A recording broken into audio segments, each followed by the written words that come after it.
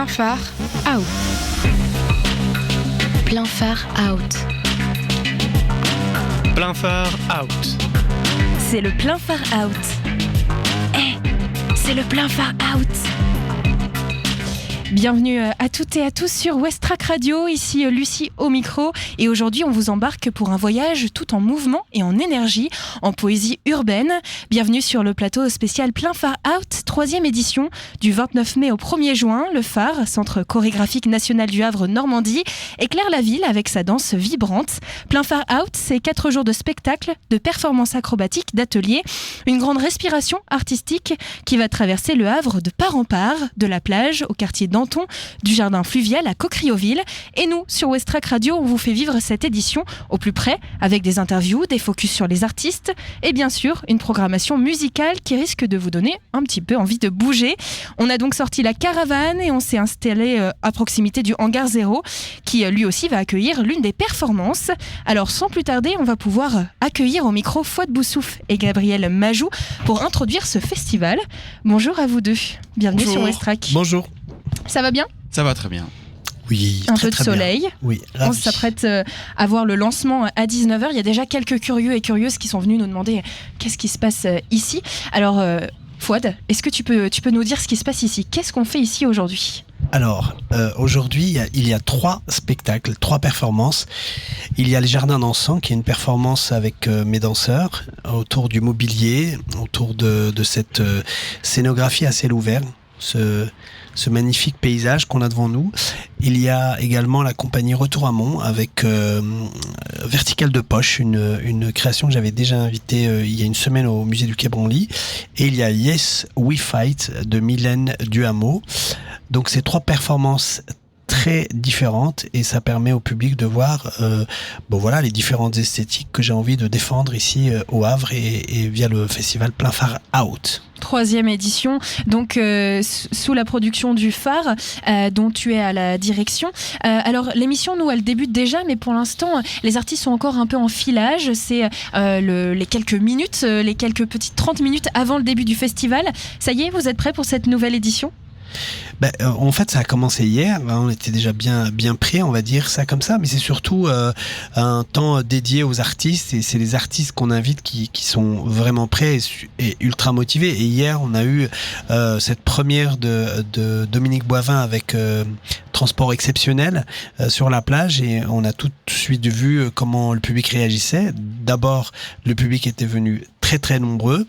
Et on espère que ce soir, ça sera la même chose. On peut en parler de ce spectacle d'hier. C'était une performance assez forte pour commencer. Un petit mot sur ce qui s'est passé à la plage pour celles et ceux qui l'ont raté. Alors, pour la petite histoire, avec Dominique Boivin, on se connaît depuis un petit moment. Et il fait partie de ces chorégraphes...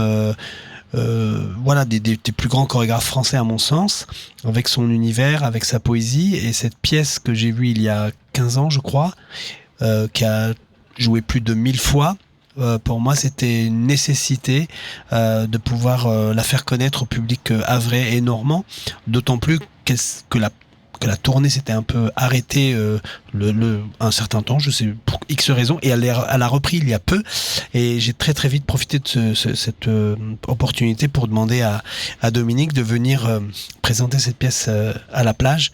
Et c'est une pièce magnifique qui résonne très très bien avec notre époque, à mon avis. C'est cette pelleteuse, cette machine qui a peut-être un brin d'humanité et qui communique avec cet homme qui danse avec lui, avec elle. Et c'est un formidable duo entre la machine et l'homme. Alors ça questionne beaucoup de choses, bien sûr, mais permettre à ce public aussi nombreux d'être autour de ce spectacle, c'était aussi ça, l'idée de partager au plus grand nombre moi ce que j'aime partager, c'est-à-dire l'amour de la danse et l'expression des corps. Et ensemble, on va pouvoir faire un focus aussi sur Up, une rencontre entre foot freestyle et danse contemporaine. Comment est née l'idée de fusionner ces deux univers ? Alors, merci pour votre question. En effet, alors le début du festival, c'est une pelleteuse qui rencontre un homme. et la fin du festival, la clôture, c'est un ballon qui rencontre un violon. Donc l'objet de ce festival quelque part, hein, c'est les rencontres improbables. Et en effet, un ballon et un violon, c'était pas prévu. Et comme à mon habitude, j'ai quelques idées sur mes créations, mais par contre, je ne sais pas ce que ça va donner au final. Et au final, c'est la rencontre entre ces deux instruments et aussi entre deux personnages qui sont Paul Molina, un champion de foot freestyle, qui doit être top 8 français désormais et top 40 ou 50 mondial, enfin d'un très très haut niveau, de très haute performance, et un autre virtuose du violon qui est à ma gauche, monsieur Gabriel Majou. Connaissant les deux et eux ne se connaissant pas, je me suis dit, il y a une évidence à faire rencontrer un ballon qui roule et un archer qui glisse sur des cordes. D'où cette rencontre improbable qui aurait pu ne pas se faire. À la fin, on ne sait pas. Moi, je ne sais jamais quel sera le résultat. Et le résultat, il est là. C'est un ODNI, un objet dansant non identifié, et j'ai plaisir à le mettre en scène et j'ai plaisir à le partager au grand public. Donc c'est dimanche après-midi à Cocrioville. Et justement, je voulais faire un point avant de donner la parole à Gabriel sur le côté production musicale. Cocrioville, c'est quand même un lieu important. Ça nous permet de pointer sur le fait que ce festival est itinérant. Les artistes sont dans la ville. D'ailleurs, je crois que c'est le slogan, le phare plein out, c'est fait bouger la ville ou... Alors, en ville je sais pas c'est quoi. D'accord. C'est écrit juste à côté, je vois pas bien. Mais je crois que c'est ça. Danse en ville. Danse en ville, voilà. Ah oui, c'est une évidence, tellement que j'ai oublié de la nommer. Mais en effet, danse en ville, c'est vraiment de permettre à la danse de se propager dans toute la ville et un peu plus loin, et d'avoir des propositions très variées pour concerner, toucher les publics les plus éloignés peut-être des salles de théâtre. Et justement, au Havre, on le sait, il y a la ville haute, la ville basse. Parfois, certains quartiers sont un peu privés de ces performances, de ces rencontres. C'était important d'aller jusqu'à Cocrioville, de montrer au public qu'eux aussi peuvent être à la rencontre de ces ovnis, de ces découvertes autour de la danse. Alors, mon projet, quand j'ai postulé pour la direction du CCN au Havre, c'était vraiment de permettre à la danse d'être partout. Partout où on ne l'attend pas nécessairement, que ce soit dans des salles ou comme ici, dans des lieux publics en extérieur. Et Cocrioville, Montgaillard, tous ces quartiers qui sont dans la ville haute font partie de la ville, comme la plage, comme ici dans les quartiers sud. Pour moi, c'est important que la danse aille vers les publics, à défaut que les publics viennent en salle, parce que tout le monde n'a pas nécessairement la culture, j'aime pas dire ça parce que ça fait un peu snob, mais tout le monde n'a pas nécessairement connaissance de ce qui se passe dans les salles de théâtre. Et mon objectif, c'est de vulgariser, de démocratiser un peu plus, sans prétention, mais un peu quand même, parce que je suis issu aussi de cette puissance publique qui permet à chacun, à un moment donné, de s'émanciper par la culture, par la danse, ou par le théâtre, ou par la musique. Je crois que ça fait partie intégrante de notre époque et puis de notre éducation, je pense. Et donc ça se fera notamment avec le spectacle Up. Gabriel Majou est en effet avec nous sur ce plateau. Un petit mot sur cette rencontre entre le ballon de foot et le violon, comment ça s'est fait ? Merci encore de nous recevoir aujourd'hui pour parler de notre travail. Effectivement, je suis complètement d'accord avec Fouad. Ces rencontres inédites qui se passent au plateau, c'est de là que naît la magie et la rencontre avec les publics ensuite, pour pouvoir réaliser en fait que on a eu un truc qui était vraiment du 100% Fouad. C'est-à-dire que la partition était une évidence, il fallait qu'elle soit organique. Entre le violon et le ballon, il y a un trait d'union, c'est le rythme. Et il y a la percussion. Le ballon est un objet rythmique, percussif. Le violon en est un aussi. Et donc le parti pris, c'était de vraiment revenir à la source des sons, le son du rebond, le son du ballon, le son des ricochets sur l'archet, sur le violon, pour écrire une partition qui est née au plateau, est née avec le jeu qu'on a eu avec Paul. Cette rencontre, elle était incroyable et elle est encore à chaque fois. C'est-à-dire que pour vous donner une idée, pour les publics qui vont peut-être avoir la chance de venir nous voir, et je les invite vraiment de tout cœur, c'est quelque chose qui à chaque fois est vraiment l'essence du spectacle vivant. On se re-rencontre, on se redécouvre à chaque fois au plateau et la partition est née de nos corps en mouvement. Donc il a fallu s'adapter au mouvement de Paul. Complètement. Et comment vous avez travaillé justement sur ces mouvements ? Est-ce que ça s'est fait de manière assez instinctive ou est-ce qu'il a fallu quand même dialoguer ensemble sur ce que vous recherchiez chacun ? J'étais ravi, j'étais surpris. La proposition artistique de Fouad, elle était effectivement particulière. Up, c'est le récit d'une histoire particulière, l'histoire d'une rencontre entre deux univers qui, mis à part l'évidence du sport dans la pratique musicale et le sport dans la pratique sportive, ne se rencontrent pas forcément.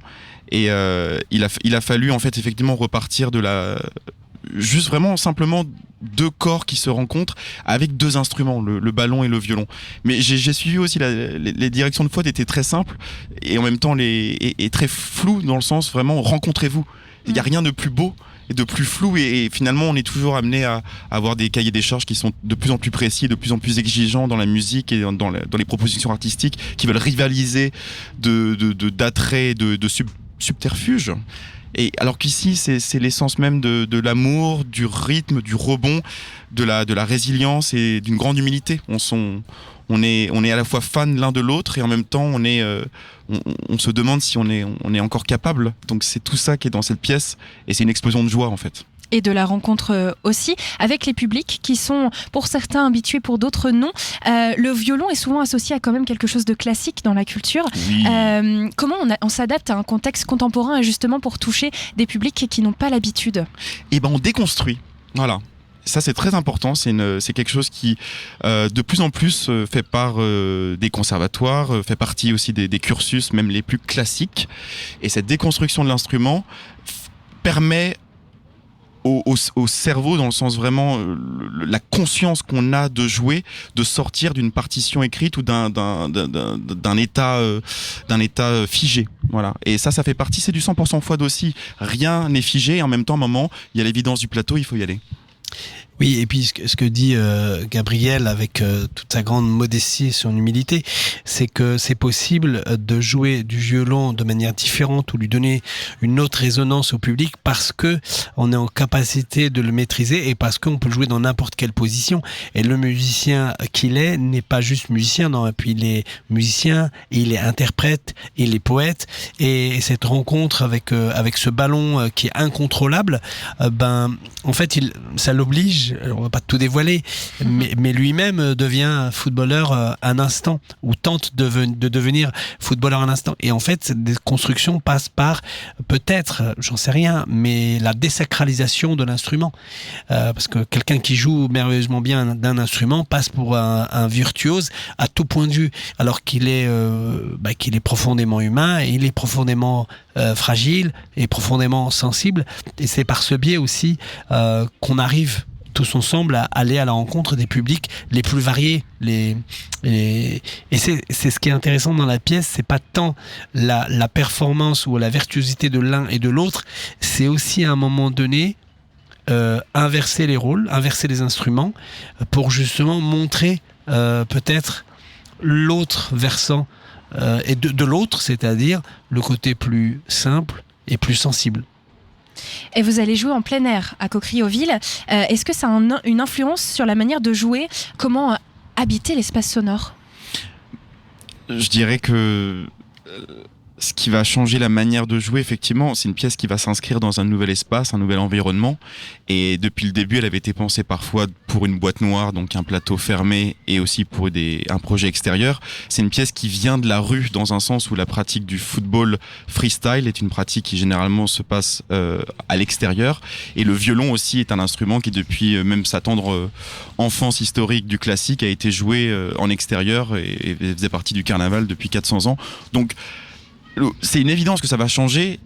Peut-être qu'on va retrouver un dynamisme de rue qu'on n'a pas au plateau, et peut-être que des fois c'est au plateau je ne sais pas. Et c'est ça qui est trop bien. C'est pour ça qu'il faut venir voir, parce que ça va être de toute manière unique. Et on a très très hâte de vous faire découvrir ça. Et puis j'imagine qu'il y aura aussi part donc à la surprise. Vous n'avez pas pu encore fouler, tester le lieu en fait. Vous êtes entraîné au plateau, à l'extérieur pas encore. On va quand même tester le sol, évidemment, dans des conditions de sécurité avant de fouler cet espace. Mais non, je pense que la danse, c'est dans la manière dont on parle très bien Fouad, c'est une expression de liberté. Et donc, savoir la proposition artistique, et d'ailleurs même l'entièreté du festival dans toutes ses propositions, mettent en avant des lieux insolites avec des rencontres insolites qui permettent de revisiter, redécouvrir un lieu. Et je pense que c'est ça qui va faire de cette date un moment particulier, justement parce qu'on n'est pas dans quelque chose de conventionnel. Donc ça, c'est pour le spectacle Up, c'est dimanche, c'est ça ? C'est ça. En clôture du festival ? Tout à fait. Et je vais même vous donner l'horaire. Avec plaisir. Je vais retrouver quelque part qui doit être ici. Alors, voilà, il est à 16h30, ouais. Juste avant Moon. Et puis on va parler aussi d'un autre temps pour toi Gabriel, une prestation qui se joue tout à l'heure à 19h. Est-ce que tu peux nous en dire un peu plus ? Oui, venez nombreux parce que ça commence à 19h, ça dure environ 20 minutes et on la rejoue une deuxième fois à 20h45. Ça se passe au jardin fluvial, donc juste là où nous avons le plaisir de discuter maintenant. Et là il s'agit de... Voilà, pareil, j'ai rejoint cette proposition avec les danseurs de Fouad, donc je vais quand même les citer parce que c'est des formidables artistes. Serena Bottet, Valentin Mériot et Elie Tremblay. Et on est dans une... Pareil, une histoire de rencontre, une histoire de gravité, parce qu'on va jouer dans un espace avec des modules, avec des choses à grimper, des choses à passer en dessous.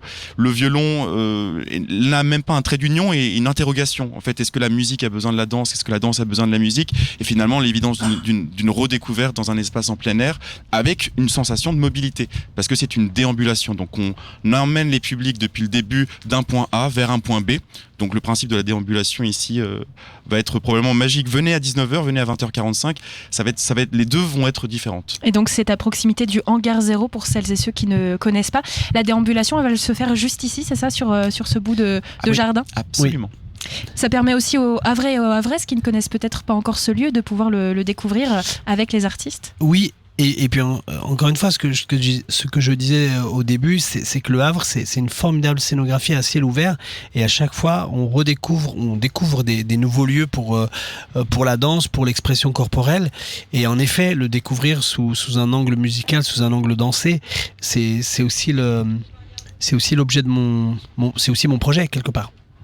On aura l'occasion d'entendre un petit bout à travers le micro, puisqu'on va continuer ce plateau avec les artistes qui vont se produire durant ce festival, qui vont venir jusqu'ici. Donc vous serez juste à côté de nous, on pourra vous entendre. Mais on invite bien sûr les auditeurs et toute personne qui nous écoute à venir voir ce spectacle. Vous retrouvez le programme directement sur le site du Phare. Merci beaucoup Fouad, merci Gabriel d'être passé sur ce plateau. Avec plaisir. Et puis nous on va continuer donc ce plateau avec les artistes afin de découvrir tout ce qui va se passer ici au plein Phare Out. Et on va pouvoir donc recevoir notre prochaine invitée. Hop, le temps d'attraper un micro. Et on continue donc avec Bérangère Roussel. Bonjour, bienvenue. Bonjour, merci. Alors, Bérangère, on parle de danse verticale avec vous. Oui. J'aimerais savoir qu'est-ce que c'est et où est-ce que vous avez découvert cette pratique ? La danse verticale, qu'est-ce que c'est ? On utilise un matériel qui est proche du matériel d'escalade. On utilise des cordes, des baudriers, des mousquetons, des gris-gris. Et l'idée, c'est qu'on danse en hauteur. Donc voilà, on visite des espaces. Donc je travaille avec la compagnie Retour à Mont, avec qui je suis aujourd'hui. Fabrice Guillot, qui en est le directeur. Et puis on a Olivier Penel, le technicien, et Nathalie Tedesco, ma collègue avec qui je danse. Et à chaque fois, c'est des situations différentes. On vient visiter des espaces, découvrir l'architecture. Après, ce qu'on présente aujourd'hui, c'est Vertical de poche, qu'on joue aussi demain. Et là, pour le coup, c'est un duo où Fabrice avait envie qu'on explore la hauteur, mais au ras du sol. Qu'est-ce qu'on peut donner du travail en baudrier, du travail en suspension, en étant à quelques centimètres et non pas à des mètres en l'air. Donc vous avez pu découvrir les espaces et vous en inspirer aussi. On peut parler quand même du Havre et de son architecture. Vous connaissiez la ville avant de venir ici ? Alors moi j'habite ici oui. depuis 4 ans, mais donc je connaissais peu avant de m'installer ici et c'est vrai que c'est ce que disait Fouad juste avant, c'est une ville qui est très très riche dans tous les espaces qu'elle peut proposer, que ce soit plus urbain, des espaces plus végétalisés et du coup et puis ce rapport à l'eau aussi, à l'horizon. Donc moi, ce que j'adore au Havre, en fait, c'est vraiment la différence de dimension. Et ça rejoint ce qu'on fait aujourd'hui, en fait. C'est que du coup, j'adore voir passer au loin des énormes paquebots et des tout petits voiliers. Et du coup, ajuster les proportions. À Sainte-Adresse, la toute petite église avec l'énorme Saint-Joseph avec le grand mât. Et du coup, c'est un peu similaire du travail de retour amont où on fait souvent des tyroliennes, des fois des choses qui sont à 20 mètres, 30 mètres du sol, enfin très haut. Et puis là, de pouvoir goûter à un espace plus restreint, voilà, où notre espace de jeu, c'est 2 mâts, voilà, un tapis, et puis on évolue à quelques centimètres du sol. Et justement, le public regarde souvent vos spectacles les yeux vers le ciel, en l'air. Là, ce sera différent, ce sera une autre perspective à la fois pour vous, mais aussi pour le public. Ouais. Est-ce que vous l'avez travaillé différemment aussi dans cette approche, dans la réception du public ? Oui, en fait, quand on a créé ce spectacle, donc je crois qu'on l'a créé en 2019, si je dis pas de bêtises, c'était suite d'un congé maternité, donc j'ai ça comme souvenir. Bref, ouais, il y avait vraiment cette idée d'être en proximité. D'habitude, effectivement, comme vous dites, faut lever les yeux et on fait découvrir aux spectateurs et spectatrices des espaces, des fois qui regardent pas trop, aller vers le ciel, regarder le haut des bâtiments. En fait, dans la rue, on a plutôt tendance à regarder devant soi, ce qui est déjà pas mal, et ses pieds. Et là, du coup, ce qui est chouette avec Vertical de Poche, moi, c'est un truc que j'adore en tant qu'interprète, c'est que vraiment on a la proximité, c'est-à-dire que vraiment quand on est en jeu, par moment on est les yeux dans les yeux en fait. Alors après on tourne, on est en mouvement nous, mais il y a quand même vraiment on donne à goûter ces sensations de suspension, de qualité de l'air, de tout ce qu'on peut vivre là-haut. En fait, là ils se partagent et du coup ce qui est beau c'est que quand on est tout là-haut, on a les merci, bravo après, mais là on sent en fait qu'on est en train de vivre un truc en commun. Et ça c'est vraiment la spécificité je trouve de Vertical de Poche. Il y a une certaine intimité qui s'installe avec le public. Ouais. Ça peut être un peu perturbant peut-être aussi parce que quand on est perché là-haut on a ses ressentis à nous puis ensuite on redescend voir le public. Est-ce que c'est quelque chose qui a pu vous étonner aussi, ces réactions des publics avec cette proximité? M'étonner, non pas tant. Après, ce qui est rigolo, c'est que moi j'ai une formation de danseuse au sol, j'ai fait de la danse contemporaine, donc je réponds aussi à la question de tout à l'heure. J'ai rencontré la danse verticale un peu par hasard avec une autre compagnie d'abord, on dansait sur échafaudage et du coup tu découvres l'art de rue qui est quand même un autre milieu aussi que le théâtre, on est sur un autre rapport scène-salle ou en tout cas public et interprète et du coup pour avoir déjà éprouvé, je bossais aussi avec des spectacles d'art de rue mais du coup au sol, donc il y avait déjà cette proximité là. Après là c'est vrai que c'est rigolo parce que ça pose pas souvent retournement quand on joue très très haut, il y a cette idée, les gens sont impressionnés, on n'a pas besoin de faire grand chose, je sais pas comment formuler ça, mais il y a quand même déjà cette dimension qui est impressionnante de base. Et c'est vrai que là on vient un peu plus réveiller des sensations qui sont plus fines en fait. C'est comme si on donnait à goûter ce que nous ça nous fait. Puis en fait on va pas se mentir, quand on est là-haut dans le baudrier, il faut gainer, physiquement ça demande des choses, c'est éprouvant.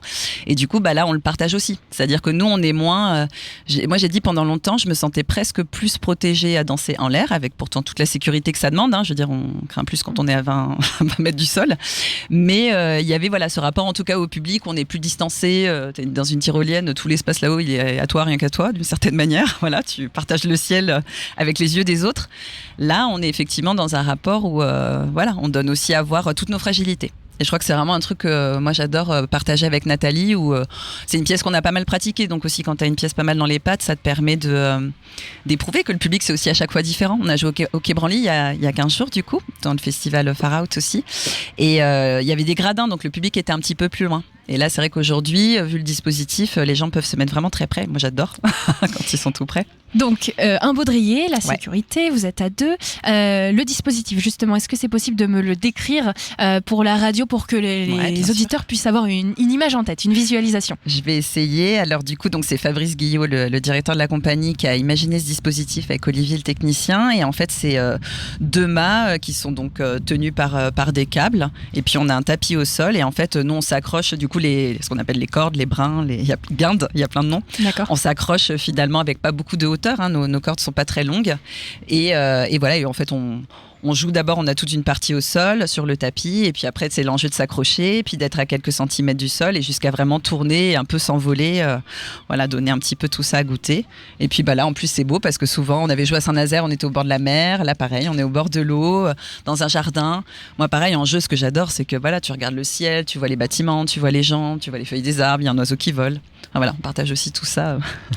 Et vous êtes à deux, est-ce qu'il y a une organisation particulière justement sur une personne en bas, une personne en haut, ou est-ce que c'est vraiment vous évoluez ensemble?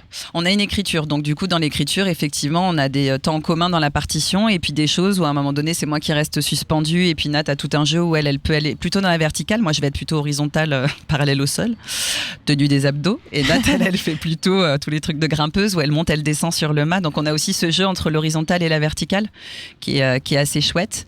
Et puis elle a un moment aussi où, je peux pas tout dévoiler, mais voilà, où elle est suspendue un peu au-dessus de moi et puis à la fin on se rejoint dans quelque chose de commun. Donc la pièce elle est aussi écrite avec ce chemin où on se perd, on se cherche, on se retrouve, on partage des choses en commun et puis on a aussi chacune nos chemins.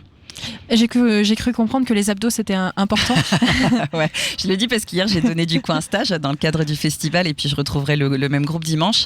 Et c'est vrai que c'est rigolo quand les amateurs viennent découvrir entre ce qu'on peut donner, ce qui est tout l'enjeu de notre travail, voir que c'est facile et tranquille. Et il y a quand même un enjeu où moi je leur ai dit, on va pas faire 2 heures de baudrier en fait. Avant de se mettre dans un baudrier, ça demande quand même une préparation du corps, une certaine tonicité, une disponibilité et puis aussi une conscience des directions.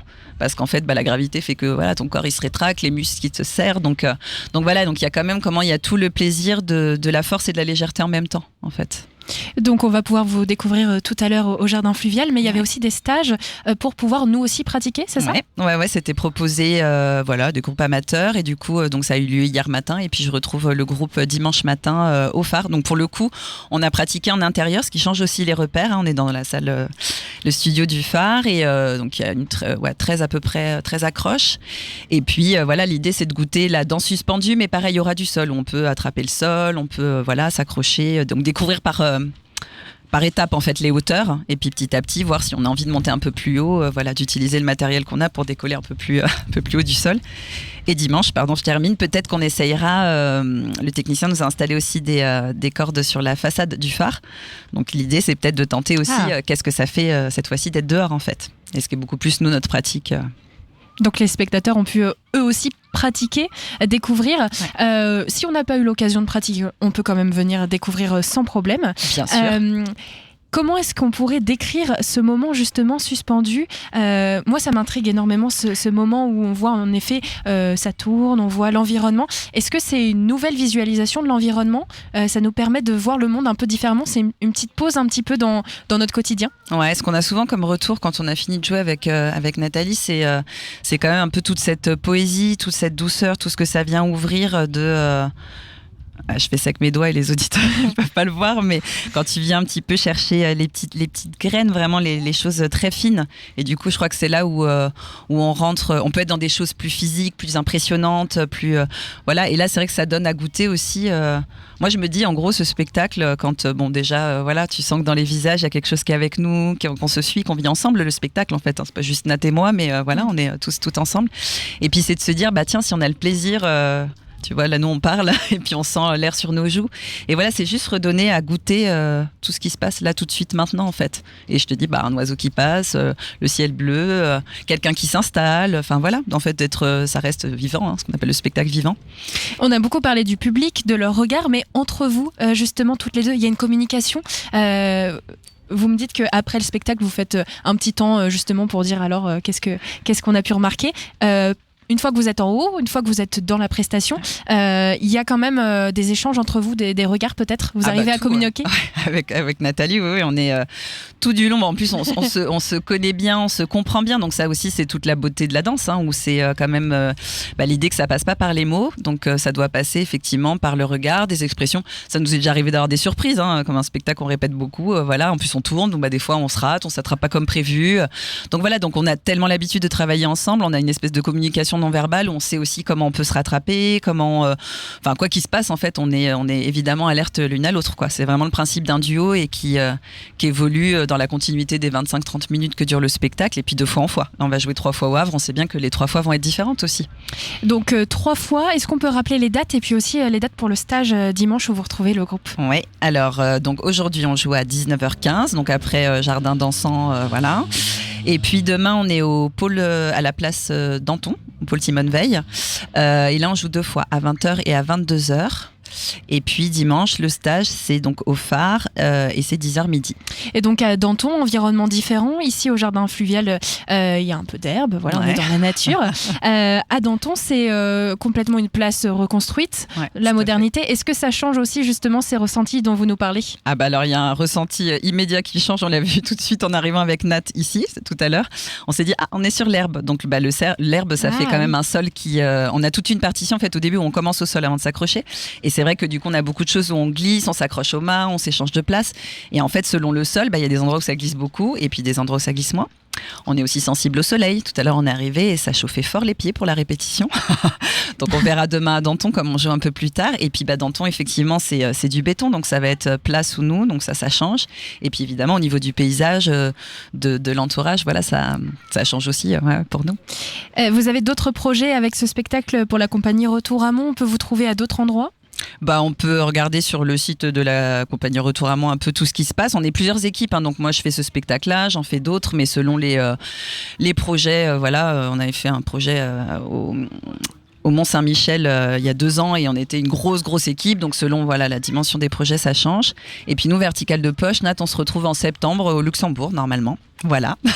J'aime beaucoup parce qu'il y a Nathalie juste à côté qui s'étire contre un arbre et qui fait oui de la tête tout à l'heure. Donc c'est bien, c'est que vous dites pas de bêtises, c'est super. En tout cas, nous on reste ici avec la caravane juste à côté, donc on pourra admirer ce spectacle tout en poésie. Super. Vous, si vous nous écoutez, c'est le moment de venir au jardin fluvial juste à côté du Hangar 0 pour profiter de ce festival. Merci beaucoup. Merci à toutes aussi. les deux. Même si tout le monde n'était pas au micro, il y avait des petits oui de côté. Et puis nous, on va se faire une petite pause musicale, le temps de recevoir nos prochains invités. On va écouter Gong Splat, John Dwyer sur Westrack et on se retrouve juste après.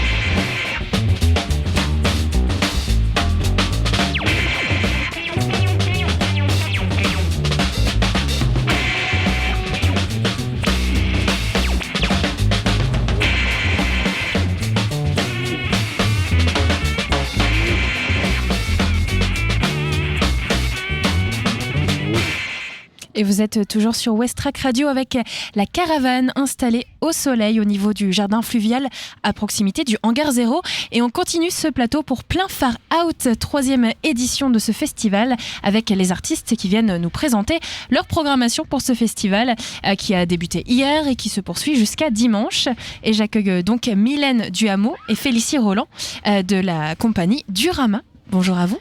C'est la compagnie Daruma, mais c'est juste inversé de Pardon. lettres. Mais c'est pas grave, pas de souci, ça arrive. Vous avez raison de me corriger. Sinon, ça va à part ça. Oui, très bien. Alors, vous êtes ici au Jardin Fluvial et ça tombe bien parce que tout à l'heure, vous allez aussi vous produire un petit peu plus loin. Est-ce que vous pouvez me dire avec vous quelle ambiance on va pouvoir retrouver ? Alors, c'est un spectacle qui s'intitule Yes We Fight et on explore, donc c'est un duo féminin où on explore le combat comme espace des possibles et cet espace-là, c'est comme un champ de bataille, un lieu de rencontre et un espace de jeu. On passe en fait par d'abord un affrontement et comment on dépasse ces rapports de domination et de soumission et plutôt que se battre l'une contre l'autre, se battre ensemble contre une matière-monde pour une utopie, donc passer d'un duel à un duo. Comment c'est venu ce Yes We Fight et comment vous êtes rencontrés ? Alors, on s'est rencontrés sur un autre spectacle. Moi, je suis la chorégraphe de la compagnie et Félicie nous a rejoints sur un précédent spectacle qui s'appelle Snatch. Et du coup, j'avais envie d'explorer. Au tout départ, c'était pour le coup une envie un peu perso, d'explorer l'intimité du duo, les différentes relations à deux et les différentes qualités de toucher, de rapport au corps à l'autre dans un duo. Et ça, sans censure ni jugement. Comment on va toucher de différentes façons, caresser, griffer, taper, frotter, voilà, et sans se juger. Et du coup, après, la thématique du combat est arrivée. Et donc, et aussi l'envie de choisir deux femmes pour explorer cet endroit-là, parce qu'il y a ces relations, ce type de relations, de rapport au corps est très peu exploré par des duos féminins. D'accord. Félicie, un mot sur ce travail que vous faites ensemble. Vous vous connaissiez avant. Vous avez appréhendé différemment justement ce spectacle, ce travail toutes les deux ? Oui, c'est particulier comme travail. Émotionnellement, déjà, c'est assez intense. Moi, c'était assez nouveau sur plein de choses.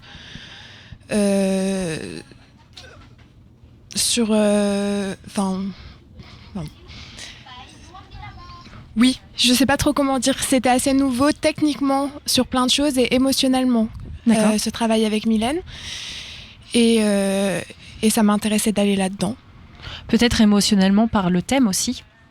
Oui, ça met dans des états assez particuliers. Et peut-être dans un type de contact, un rapport d'opposition et de physiquement engagé. Peut-être c'était ça qui était un peu nouveau, non ? Ouais. Vous voulez m'en dire un peu plus ? Pourquoi c'était nouveau ? Peut-être pour toi, moi c'était quelque chose que j'avais envie d'explorer et que y a pas beaucoup de gens qui acceptent d'aller là-dedans, c'est-à-dire dans quelque chose de physiquement très engagé qui peut être dans des rapports d'opposition un peu forts, donc parfois des frappes, des poussées, et du coup Félicie avait cette ouverture, cette envie. Mais peut-être t'avais pas exploré jusque-là ce type de contact. Non, le contact je connaissais par peut-être quelque chose de plus doux ou déporté de manière plus technique, mais là le contact plus cet engagement émotionnel, l'alliance de ces deux choses, c'est nouveau et c'est particulier. Et Mylène, c'était important, j'ai l'impression que vous nous avez introduit un peu le sujet, de dire que c'est un duo de femmes. C'était important justement, si ça n'a pas été fait avant, que ce soit exploré par deux femmes. Alors, certainement que ça a dû être fait, mais parce que on prétend pas faire quelque chose de nouveau. Mais en tout cas, quand je me plongeais dans mes souvenirs, j'avais pas le souvenir de voir de duo féminin dans ce type de rapport au corps. Et même depuis 2 ans qu'on creuse cette création, j'en ai pas vu non plus. Et effectivement, c'est pas ça qu'on met en avant. Mais de façon implicite et inconsciente, c'était important de placer 2 corps féminins dans ce type de dualité dans l'espace public. Voilà, il y a de façon inconsciente enfin pas inconsciente, mais un peu moins directe, ça vient déconstruire des stéréotypes sur la féminité, la masculinité, la puissance, la force, voilà, sans affirmer quoi que ce soit, mais de donner à voir même des rapports au corps qui sont de l'ordre de la camaraderie et qu'on voit plus souvent traversés par des corps masculins. Et donc voilà, c'est comme se checker, ou même qu'on voit pas que dans des spectacles de danse, mais surtout dans le corps sportif. Le mot d'ordre, c'est le contact. Est-ce qu'il y a des limites dans ce contact, justement ? Est-ce que vous vous donnez des limites ? Tout à l'heure, on parlait de la douceur, des caresses, et là, on parle un peu de contact plus violent, de puissance. Vous vous donnez des limites dans ces contacts, quand même ? Je sais pas trop, je dirais la limite c'est qu'on essaie de faire attention l'une à l'autre, à pas se blesser, mais sinon... Non, sur après des choses qui étaient nouvelles comme des frappes, que ce soit des gifles ou des coups de pied. Il y a d'abord, est-ce que tu es OK pour traverser ça ? Et apprendre après à techniquement, la complexité, c'est qu'on avait envie que ça soit pas fake. On a fait le choix de ne pas aller par exemple vers le registre du catch où c'est très théâtralisé et un peu plus faux. On voulait vraiment que tout soit vrai, même que la charge émotionnelle soit réelle, mais en même temps, il fallait pas que ça nous fasse mal. Alors c'est désagréable, certaines choses sont désagréables, mais ne font pas mal. Et alors on a appris à mettre des gifles sans se faire trop mal. Voilà, ça peut. Il y a beaucoup de douceur aussi. En fait, les gens en retiennent, et ça, on en est très contente. En fait, beaucoup de complicité, de tendresse, d'amour, et puis parce que parfois la violence se cache parfois dans des endroits plus moins visibles, quoi. Il y a un moment où il y a une caresse où on sent que c'est pas tellement consenti, et c'est parfois aussi dur que un repoussé, et puis parce que parfois des fois on pousse pour pousser l'autre vers quelque chose, un objectif, quelque chose de meilleur, des fois on remue quelqu'un, voilà, quelque chose qui peut paraître très doux peut être un peu désagréable et un peu dégoulinant, je sais pas comment dire. Mais... Donc des thèmes plus profonds abordés sur le rapport au corps, au sien, à celui des autres. Non, je trouve que c'est bien résumé en tout cas. Pour ce Yes We Fight, moi j'avais une question quand même. On a parlé tout à l'heure de la limite. Ah oui, exact. J'ai pas répondu. Non, à mais ça. j'ai bien compris. Vous avez, et c'est ma prochaine question, vous avez quand même préparé, évidemment, en discutant sur est-ce que ça c'est trop, est-ce que c'est ok. Donc il y a quand même un fil conducteur. Est-ce que tous les gestes sont prévus, ou est-ce que parfois il y a quand même un peu d'improvisation ? Comment ça se passe pour vous, et justement pour garder ce côté consentement ? Là, pour le coup, tout est assez très écrit, très précis. Mais la façon de le traverser, il faut que ça paraisse spontané et frais.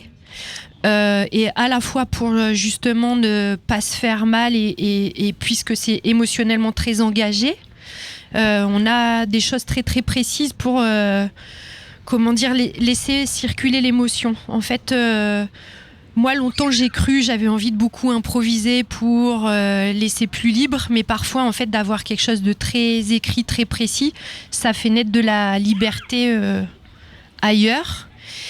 Et après, les limites, elles sont parfois... en fait, on explore, on expérimente quelque chose. Et puis là, on se dit, c'était un peu trop ou pas assez. Ou ça dépend des jours aussi, pendant la création. Et parfois même, en fait, on se rendait compte que quand l'autre n'était pas assez engagée ou pas assez puissante ou pas assez à nous, entre guillemets, malmener, ça peut nous manquer et être désagréable, en fait. Mais ça vient parler de la vie, en fait. Des fois, beaucoup de passivité peut être agaçante.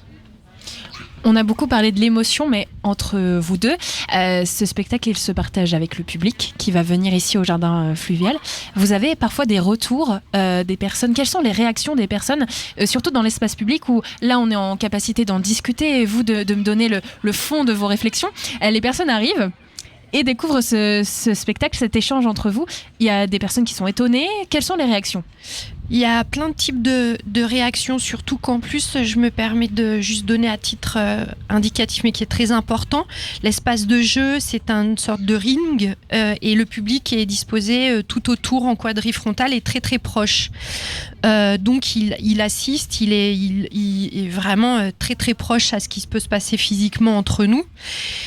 Et il y a des réactions vraiment très très différentes. Il y a des gens qui sont un peu déstabilisés par les bruits des corps qui vont s'entrechoquer, le bruit des respirations, les frappes ou les souffles, et puis l'évolution. Il y a la relation vraiment qui évolue et finalement ils en ressortent plutôt quelque chose d'assez doux et de complicité. Et puis on va chercher aussi le public. Alors au début on est beaucoup dans laisser voir, que le spectateur soit acteur par son propre regard. Et puis après on va les chercher, les défier un peu, leur donner envie de venir se lutter avec nous contre cette matière-monde. Je sais pas, après si des réactions qui, toi, te reviennent en mémoire. Je trouve ça assez intéressant de voir que justement, il y a eu des réactions très différentes et que en fait, j'ai l'impression que ça raconte de leur rapport au corps à chacun. Pourquoi il y a un mouvement que quelqu'un va voir comme quelque chose de doux et une autre personne le verra comme quelque chose de violent. Et ça, c'est assez intéressant de voir que chaque spectateur va vraiment se raconter quelque chose de différent. Et sûrement lié au fait que chacun on a un rapport au corps, au contact très différent. Oui, c'est vrai qu'il y en a qui sont plus pudiques que d'autres. Je pensais à ce spectateur justement qui est là, qui regarde. Peut-être qu'il y a aussi un certain mal-être au début parce que c'est quelque chose à laquelle on n'est pas habitué à être confronté. Donc peut-être qu'au début il peut y avoir aussi des réactions un petit peu de surprise parce que c'est étonnant de voir des corps comme ça un peu en souffrance, si vous me permettez de le dire. Est-ce qu'il y a un côté aussi un peu provocateur de votre côté pour le spectateur de l'obliger à voir des choses dont il n'a pas l'habitude d'être confronté? Alors, je dirais pas provocateur et aussi je dirais pas souffrance, okay. Parce que plutôt c'est une lutte, un combat, et je crois pas qu'on voit de la souffrance. Enfin, en tout cas, c'est un mot qui nous est jamais revenu. Mais oui, effectivement, il y a provocateur, je sais pas, j'arrive pas à trouver un autre mot, mais effectivement, un spectacle, il est là. En tout cas, notre envie, elle est de susciter différentes émotions et différents types de réactions sur des choses qui peuvent avoir lieu au quotidien et d'interroger le spectateur sur son propre regard, comment il regarde ça, ce qu'il ressent. Et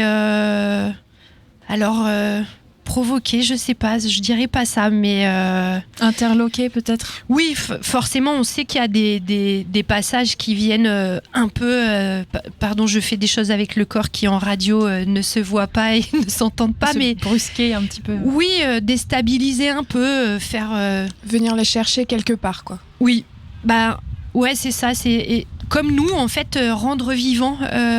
C'est du spectacle vivant et en tout cas, l'idée qu'on se fait, nous, d'un spectacle et la façon dont on construit les spectacles, dont on les crée, c'est pas forcément quelque chose qui juste se regarde, mais c'est une expérience collective. Et il y a des choses qui sont parfois très agréables, très douces, des fois qui viennent un peu déstabiliser, un peu heurter. Mais je crois que c'est un peu la vie, quoi. Et c'est pour ça qu'à la fin du spectacle, vous invitez aussi le public, les spectateurs, à venir lutter avec vous contre ce monde, c'est ça ? Alors, c'est une invitation, on va dire, implicite, parce que autant il y a beaucoup dans la compagnie... on construit vraiment les spectacles où le moteur, c'est la relation aussi avec le public, et c'est arrivé plein de fois qu'on invite des gens avec nous. Mais là, c'était plutôt donner envie de venir et de se battre avec nous, mais on ne le fait pas concrètement. Oui. C'est plutôt pas donner... physiquement. Voilà, c'est ça. De donner envie en tout cas de pousser ces réflexions dont on parlait tout à l'heure sur le corps, le consentement, etc. Tout à l'heure, avec la compagnie précédente, nous avons discuté de cet espace ici, un espace herbeux. Votre ring est installé là-bas. Est-ce que vous aussi, vous avez dû vous adapter, notamment au sol, à la sensation ? Je ne sais pas, est-ce que vous êtes pieds nus sur ce ring ? Est-ce que vous portez des chaussures ou autre ? Comment est-ce que vous avez ressenti, vous, cet espace ? Alors oui, ça demande forcément une adaptation, mais c'est aussi comme ça qu'on appréhende le travail en espace public. C'est à partir du moment où on va travailler dans l'espace public, c'est pas forcément l'espace à s'adapter à nous, mais nous à s'adapter à l'espace. Donc forcément, le fait qu'il y ait de l'herbe, ça rend le sol un peu plus instable. Irrégulier. Ouais. Et du coup, on a dû effectivement travailler. On sent que ça fait beaucoup plus travailler les appuis, le centre. Après, le fait qu'on soit au Havre et qu'il y ait un petit air, ça fait du bien. Mais oui, forcément, il y a un temps d'adaptation. Merci beaucoup d'être passé par la caravane de Westrack. Vous pouvez me rappeler les horaires pour que je puisse le noter sur mon programme ? Alors, on joue à 20h sur les quais... vers on appelle jardin fluvial à proximité du hangar 0 et vous êtes juste au bout, le ring bleu, c'est ça, une installation Alors le tapis est blanc et il est délimité par un bandeau rouge. Vous pouvez pas les rater en tout cas. Merci beaucoup. Merci à d'être vous venu ici et on va poursuivre avec notre prochaine invitée, nos prochaines interviews. Juste le temps de prendre un petit micro. Bienvenue à vous. Merci. Alors Bastien Dos de la compagnie Barks. Oui. Bienvenue. Merci. On a parlé de douceur, on a parlé de corps, on a parlé de plein de choses déjà pour cette émission. De quoi ça parle, vous, votre programmation ? Alors, bon, déjà, là, je suis accompagné de Romane Vivier pour cette interview, qui danse avec moi sur les spectacles. Du coup, de quoi ça parle ? Qu'est-ce qu'on présente, c'est ça ? En fait, le spectacle Moon qu'on va présenter, c'est comme des études autour de la notion de pesanteur. Donc on vient chercher à faire varier la gravité d'une multitude de façons. Et on présente ces études comme des programmes, comme une exposition dans l'espace public, dans des théâtres, dans des jardins, un peu partout, dans des lieux de patrimoine. Et le programme est sur mesure en fonction du lieu. Et ce lieu alors, quel est-il pour cette édition du festival ? Alors, on joue dans 2 espaces différents, à Place Danton et Co-Crioville, où là, on va présenter 2 de nos performances, 2 de nos études autour de la pesanteur, dont une qui est toute nouvelle, dont une qui est c'est la première. On l'a finalisée cette semaine au Havre, on était en résidence au centre chorégraphique, et on a finalisé cette performance. Vous pouvez m'expliquer techniquement comment vous questionnez la gravité ? Ça m'intrigue. Comment ça se représente dans votre spectacle ? Alors, ça passe souvent, même tout le temps, par la création d'un objet. C'est-à-dire qu'à chaque fois, je vais imaginer un objet, une sculpture sur lequel on va évoluer, s'attacher. Donc soit c'est très sculptural et on va danser dessus, soit c'est un objet qui serait presque comme une prothèse sur laquelle on va se fixer, qui va nous libérer de la pesanteur grâce à des contrepoids. Là, il y a un des objets qui nous permet de marcher sur les murs. Donc c'est un mélange d'un système de culbuto, de contrepoids, d'élastique. Il y a toute une ingénierie derrière qui permet, avec l'entraînement, de marcher sur les murs. Donc on passe d'une vision, d'une création à quelque chose de physique qui vous permet concrètement de le mettre en marche ? Ouais. Exactement. Alors ça permet. Il y a toujours du coup une idée d'un mouvement. Donc comment j'ai envie de marcher sur les murs. Ensuite, il y a une réflexion de comment. Donc un temps de design où là je travaille sur le papier, l'ordinateur, je fais des modélisations, j'avance dessus. Et ensuite un temps de création. Donc là, ça s'est fait avec Romane pendant plusieurs semaines d'affilée. Et où là, on travaille sur l'apprentissage d'une nouvelle gestuelle. Parce que, en fait, ces objets, vu qu'ils existent nulle part ailleurs, on ne peut pas arriver avec un vocabulaire prédéfini, on ne peut pas arriver avec notre bagage acrobatique, notre bagage en danse. On est obligé de redécouvrir de nouvelles choses. Et je pense que Romane pourra en parler de ça, mais c'est ce qui est assez compliqué dans la demande, c'est de redécouvrir notre pratique, en fait, la réinventer. Et justement, quels sont vos rôles à chacun, Romane ? Est-ce que vous avez tous les deux le rôle de visualiser un objet qui n'existe pas et de se dire comment est-ce qu'on va le mettre en pratique dans l'espace public ? Ou est-ce que vous avez un rôle chacun plutôt autour de la danse, de la pratique ? Comment est-ce que vous organisez tous les deux ?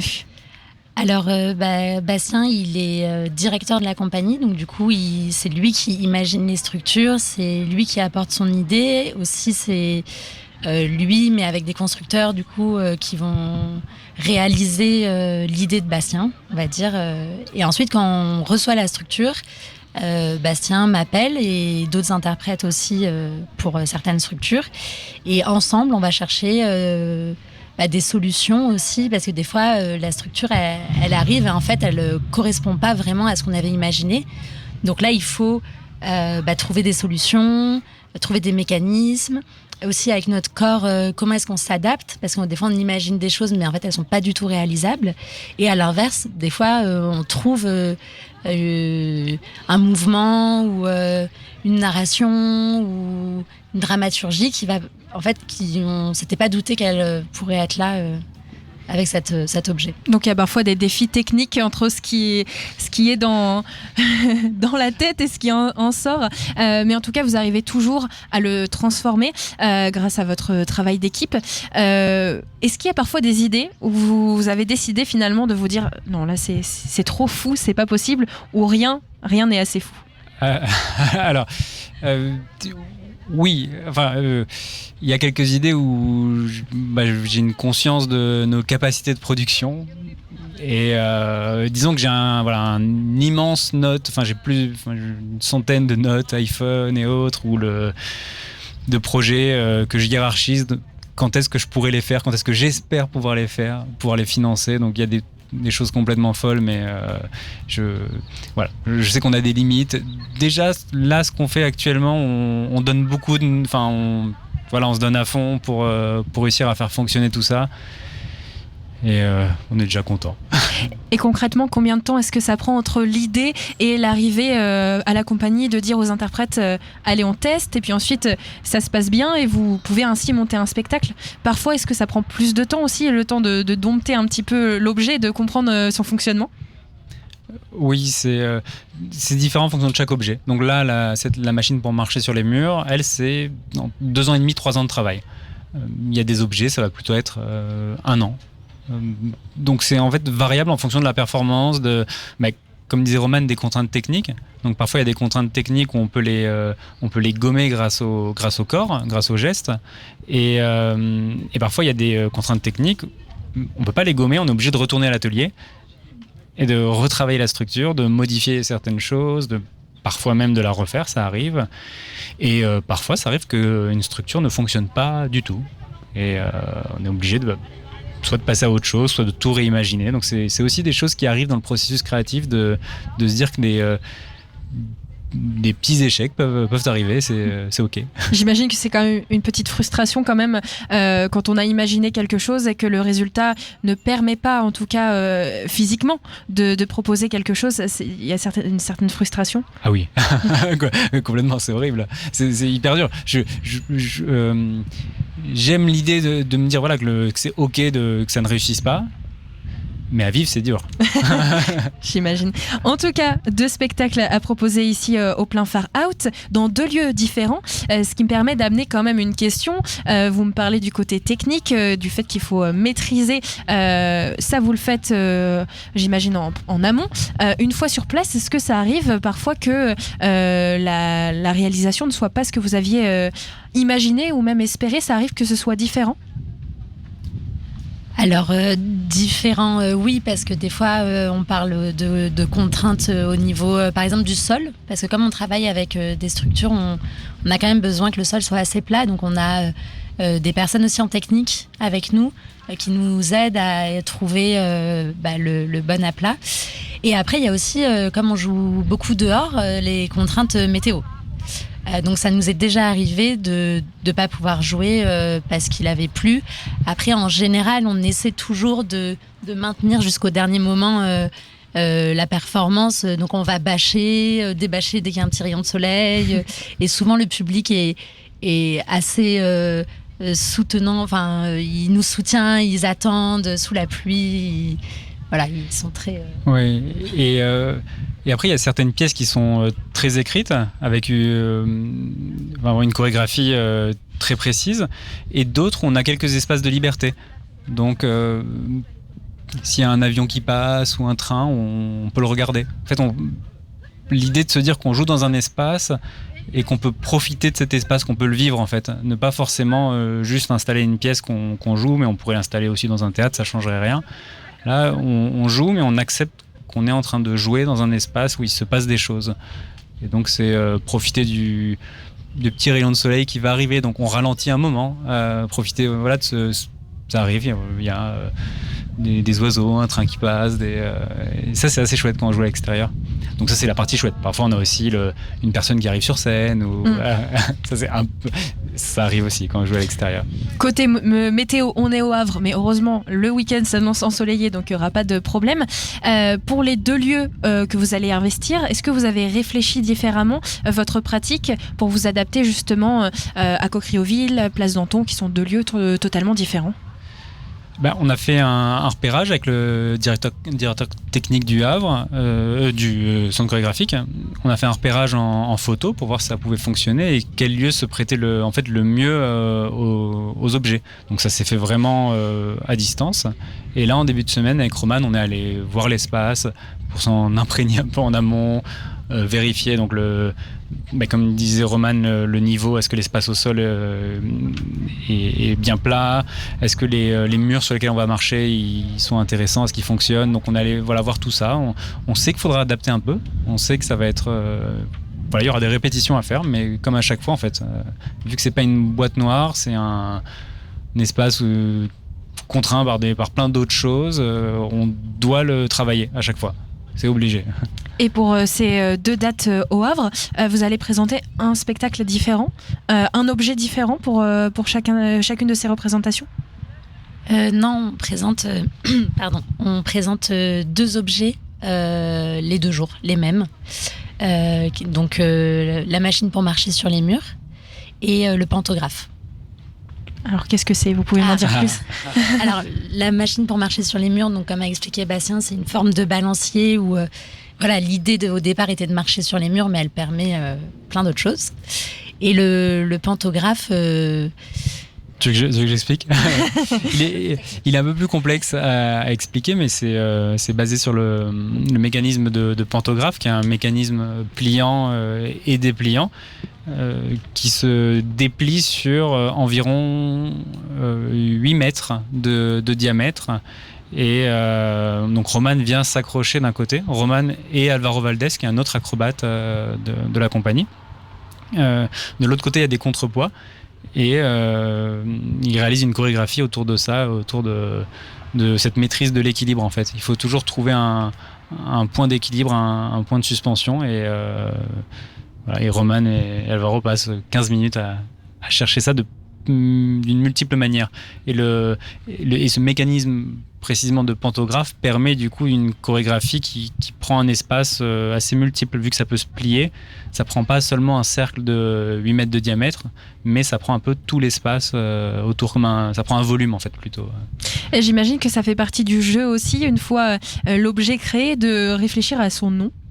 La machine à monter sur les murs, c'est assez explicatif. Pour les autres, est-ce que c'est quelque chose de commun, ou est-ce que c'est toi plutôt qui est en charge de trouver le nom? En fait, on a des noms. Alors, il y a plusieurs noms. Chaque objet a plusieurs noms.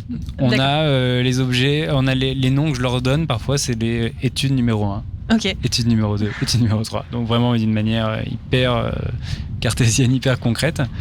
On a les noms qu'on utilise aussi. Donc machine pour marcher sur les murs, on utilise aussi walking on the wall comme dans la présentation de cet objet. Pantographe, c'est le nom du mécanisme. Et parfois, il y a les noms d'usage aussi. C'est-à-dire qu'il y en a un qu'on a présenté l'année dernière dans le festival, c'est la table et chaise. C'est une table et 2 chaises. Et en fait, l'usage a fait dans la compagnie que je ne lui avais pas donné de nom, mais on l'a tellement appelé la table et chaise que voilà, on a gardé ce nom. Donc vraiment, la manière de nommer change en fonction de l'objet, de l'intention, du travail. Il y a pas j'y attache pas une immense attention en fait. Je nomme le spectacle Moon, cabinet de curiosité lunaire, et au sein de ça, j'accumule une multitude de performances pour faire varier la pesanteur. Et est-ce que pour Moon, il va y avoir d'autres objets dans le futur? Alors je sais qu'il y a une liste comme ça dans le téléphone. Il y a peut-être des petits objets qui risqueraient de sortir de cette liste et devenir réels pour que Roman et les autres artistes puissent les tester. Oui, on espère. Si, l'objectif est un objet par an. Okay. En plus de la création de d'autres spectacles, etc. Donc pour l'instant, on s'y est tenu. Voilà, on espère, avec l'état actuel du monde culturel, que ça va être possible de continuer ce rythme-là, parce que c'est assez intense tout de même pour nous. Mais voilà, l'idée c'est que ce spectacle qui soit un laboratoire permanent et qu'on continue à créer, en fait, qui continue à exister de plein de manières, et que on l'a présenté l'année dernière dans le festival, et ceux qui vont venir revoir Moon, ils verront pas du tout le même spectacle. C'est complètement d'autres performances, et dans d'autres, peut-être dans 2 ans, encore une fois. C'est l'objectif. Moon, donc ce cabinet de curiosité à découvrir pendant le festival Plein Phare Out. Plusieurs rendez-vous. Est-ce qu'on peut rappeler les lieux et les dates précisément pour découvrir ces objets étranges?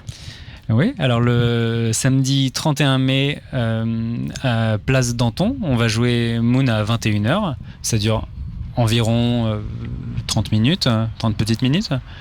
Et le dimanche 1er juin, on va jouer Moon à 16h à Cocrioville. Merci beaucoup d'être venu par ici à la caravane de Westrack. On se donnera donc rendez-vous pour ces 2 temps un petit peu perdus, lunaires, avec Moon. Merci beaucoup en tout cas d'être venu ici. Merci. On va continuer cette émission avec d'autres invités qui vont venir eux aussi nous parler de leur performance. Le temps de faire une petite pause musique avec Say To You de Skerf, et puis on se retrouve juste après.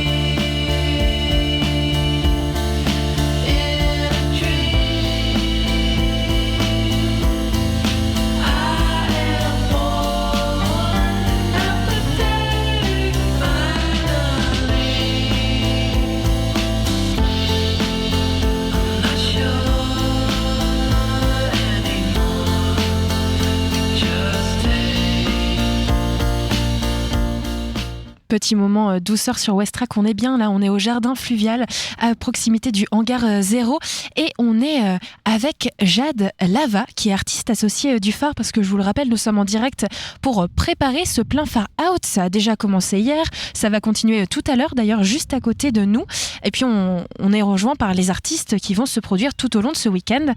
Jade est avec nous. Bonjour Jade. Bonjour. Ça va bien ? Oui, ça va bien, merci. Merci de m'accueillir. Alors Jade, vous êtes habituée du phare parce que vous êtes artiste associée.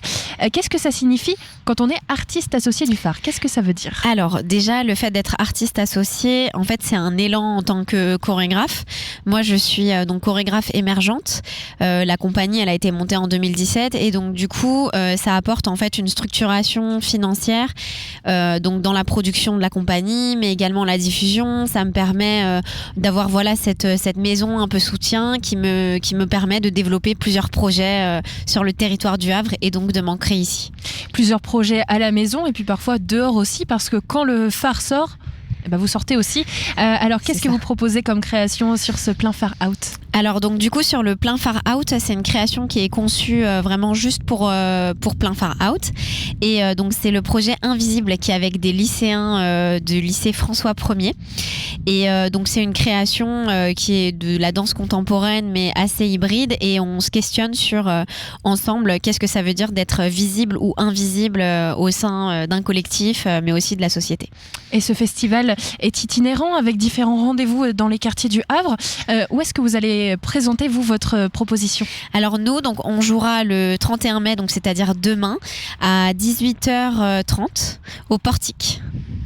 D'accord. Voilà, donc c'est un centre d'art contemporain au Havre. Alors, on avait reçu le phare ici au micro de Westrack il y a quelques semaines pour annoncer justement cet événement et discuter aussi des contraintes parce qu'on parle depuis tout à l'heure avec les artistes qui vont se produire dehors, à l'extérieur, donc contraintes de météo, contraintes aussi du sol, contraintes aussi d'autres événements, le public qui surgit. Au Portique, ça va se passer à l'intérieur, oui. Donc il y a aussi des contraintes. Il faut peut-être un peu pousser les murs. C'est ça, en fait, exactement. Du coup, au Portique, la jauge, elle est petite, mais du coup, en fait, ce lieu m'a énormément inspirée pour la création et du coup, j'ai choisi de faire une déambulation au sein du lieu. Donc, c'est vrai que les gens, ils sont un peu serrés, mais en même temps, moi, j'ai dit, allez, comment on pourrait bousculer aussi le public et les gens, et donc ça fait partie de la création. Voilà, je l'ai un peu imaginé comme une manifestation poétique et du coup c'est intéressant de voir comment le public va réagir à cet espace et aussi à la performance. Alors comment ça s'est organisé ? Est-ce qu'il y a d'abord eu une visite du Portique, quelques idées d'abord et puis le Portique ensuite se dire tel lieu peut accueillir tel genre de spectacle ? Alors la première chose c'est que j'ai eu le nom du lieu avant, mais sauf que moi comme je suis de Nantes, j'ai pas eu le temps de visiter le lieu avant. J'ai rencontré les élèves du lycée, on a commencé à créer ensemble, etc. Et ensuite, il y a du coup 2 semaines, du 12 au 16 mai, on a travaillé au sein du Portique. Et là, j'ai imaginé la déambulation, je me suis servi du lieu et j'ai appuyé et ancré la création là-bas.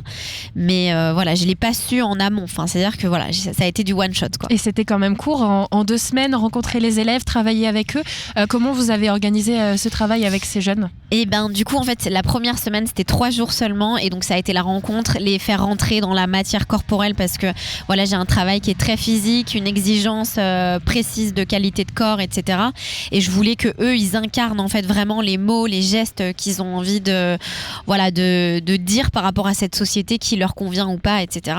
Donc ça a été la première rencontre. Et ensuite, il y a eu le travail chorégraphique et du coup ça s'est passé en 5 jours. Et en fait voilà, ça a été un échange entre eux et moi, entre la matière, les mots et le corps. Et ce sont des jeunes qui sont habitués à ce genre de travail ou alors pour eux c'était une découverte ? Alors c'était plutôt une découverte parce que avec chaque chorégraphe c'est quand même toujours une découverte, mais c'est des lycéens qui sont en option danse, qui ont l'habitude de danser, qui ont quand même qui sont engagés physiquement, mais c'est vrai qu'ils m'ont dit que c'était assez challengeant, très intense et pour la plupart c'était une première expérience autant immersive dans l'interprétation et le corps. Et puis peut-être une expérience un peu plus professionnelle sortie du lycée. Il y avait une appréhension pour eux de justement se produire devant un public. C'était peut-être d'ailleurs une première fois.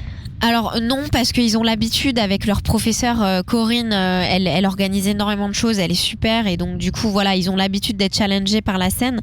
Par contre, c'était la première fois pour eux dans l'espace public, dans un lieu in situ, et là c'est intéressant parce que je les emmène vraiment aussi à travailler avec ce public qui est en face d'eux, qu'est-ce qui se passe quoi. Donc pour eux ça c'était challengeant, mais franchement on a fait une avant-première ce soir et ça s'est vraiment bien déroulé. Moi j'ai une question sur ce travail avec les jeunes. Est-ce que c'est le phare dans le cadre de ce processus d'artistes associés qui vous a demandé de travailler avec des jeunes, ou c'était une envie que vous aviez? Alors c'était plutôt une envie que j'avais, enfin ça a été plutôt une communication entre le phare et moi. Moi j'ai réfléchi en fait à un projet qui pourrait être en lien avec ma prochaine création Mahou, qui sera prévue en 2027, et du coup je me suis dit ah tiens ça pourrait être intéressant de travailler avec des jeunes pour avoir voilà leur voix, la résonance que eux ils ont sur la société, et en même temps le phare était partenaire du coup du lycée François 1er et donc ils m'ont proposé ce groupe de jeunes. Alors comment est-ce qu'il s'appelle ce spectacle? Donc du coup c'est Invisible, mais vraiment le numéro entre parenthèses visible. Voilà, donc on peut être un individu visible ou invisible, mais aussi un collectif visible, et c'est là la puissance du collectif. Vous n'êtes pas originaire de la région havraise. Est-ce que la ville vous a inspiré d'une manière ou d'une autre? Le Portique, c'est un lieu que vous ne connaissiez pas. Est-ce qu'à Nantes, il y a ce genre de lieu aussi de culture?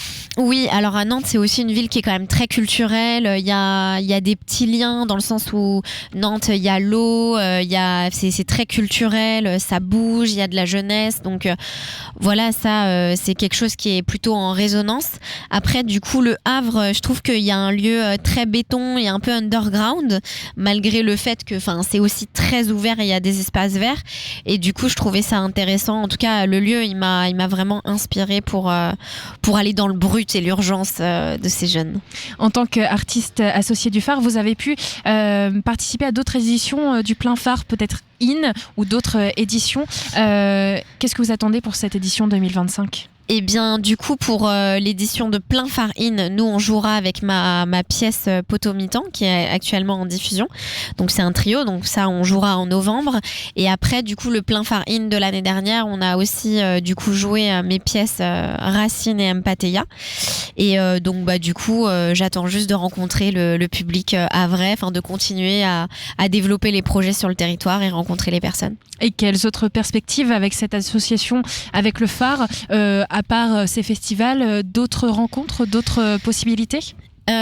Du coup, à part là les prochaines diffusions au phare, et en fait on n'a pas encore établi tout ce qui va se passer sur l'année suivante, mais l'idée c'est de continuer les projets Cercle de Femmes. En fait il y a eu un autre projet qui s'appelle Cercle de Femmes, où ça c'est des femmes de mixité et milieux sociaux différents, où on prend la parole sur la place de la femme au sein de la famille et de la société, puis on danse. Donc ça c'est un projet qui va se renouveler du coup à l'automne avec des femmes ici au Havre, et du coup de continuer le travail sur Invisible, mais peut-être plus en conséquence. Voilà, donc des gros projets d'action pour la saison qui arrive. Je rebondis sur Cercle de Femmes. On touche à des sujets très, très personnels, parfois même intimes. Comment est-ce qu'on appréhende ça justement dans le cadre du spectacle vivant? Il y a un côté aussi un petit peu psychologique quand même, où on parle de sujets très, très sensibles. Oui, carrément. Du coup, là en tout cas au Havre, en mars dernier, donc j'ai rencontré ces femmes et on a parlé du fait de se sentir impuissante en tant que femme, et quels mots on va poser dessus, comment en fait on peut aussi s'émanciper au fur et à mesure de nos propres schémas de pensée, réussir à se faire confiance à soi en tant que femme, mais aussi au groupe. Moi je suis vraiment persuadée que se faire confiance dans le collectif et créer du lien, c'est ça qui va nous ouvrir. Et ensuite je le connecte en fait avec la danse, comment ces mots ils viennent interférer avec le corps, et comment voilà le mouvement il peut libérer en fait des choses quoi. Et comment ça se passe? Est-ce que c'est une séance où on discute, on apprend à se connaître, puis on danse à la fin de la séance? Comment est-ce que ça se mobilise? Alors je pense que ça dépend des personnes. En tout cas pour ma part c'est une semaine immersive. Pour le moment j'ai déjà fait 2 projets comme ça, et c'est une semaine où on se voit tous les jours pendant 2 heures ou 3 heures, tout dépend. Et là vraiment les personnes sont là. On commence d'abord par la parole. On a des thématiques un peu différentes chaque jour, mais ça reste sur la grosse thématique, par exemple l'impuissance. Et le corps, il vient, on fait moitié parole, moitié corps. Donc c'est intense aussi. C'est intense. Quelques souvenirs, quelques anecdotes qui sont ressorties de ces cercles de femmes. J'imagine que c'est très touchant. Oui, déjà c'est très touchant. Après moi j'essaye d'être quand même, comme je suis la médiatrice de cet atelier, voilà, d'être là en écoute et en même temps d'être un petit peu à distance parce que moi je sais vers quoi je veux les emmener et enfin en tout cas la confiance que j'ai envie qu'elles se donnent à elles-mêmes et aux autres. Mais oui, ben il y a le fait de se dire au début je peux pas faire ça avec mon corps. Tu me demandes de chuter, non mais t'as craqué. Et en fait réussir au fur et à mesure à se libérer, à aller plus loin dans les corps et me dire bah en fait Jade, je ne savais pas que je pouvais faire ça. Et ça, c'est assez courant. Reprise de confiance. Ouais. Différents d'âge aussi, peut-être. Oui. Alors là, du publics. coup, en mars, c'était très, très différent. Il y avait des femmes de 70 ans, mais également de 25 ans. Et en plus, c'était aussi de milieux sociaux différents parce que voilà, il y avait une Ivoirienne, une Sénégalaise, des retraités du Havre. Enfin, c'était trop, trop chouette. Et en fait, ce que j'adore dans ce genre de projet, c'est comment on vient se rencontrer à un endroit où on se serait jamais rencontré et qu'on crée quelque chose de très spécial sur l'instant. Voilà, c'est assez extraordinaire. En tout cas, avec des étoiles dans les yeux. Merci beaucoup, Jade. On va revenir sur ce plein Far Out, cette édition. Un petit rappel de ce que vous proposez au Portique avec les jeunes du lycée François 1er ? Oui, c'est ça. Donc du coup, on se retrouve donc le 31 mai, donc demain, à 18h30 pour la création invisible. Et donc on travaille voilà, sur qu'est-ce que ça veut dire de se sentir visible ou invisible au sein d'un groupe et de la société. Et avec cette classe donc spécialité danse qui va se confronter au public dans un lieu assez petit quand même. Oui. Il va falloir être confronté à ce regard. Merci beaucoup Jade d'être passée par la caravane de Westrack. Je ne sais pas si on l'entend ici au micro, mais ça a déjà commencé depuis tout à l'heure. Il y a des applaudissements pour un premier spectacle. Le festival est donc lancé. On va recevoir dans un instant Seynabou du Hangar 0 au micro de Westrack Radio. Un petit titre avant de pouvoir l'accueillir et puis on se retrouve juste après. Restez avec nous.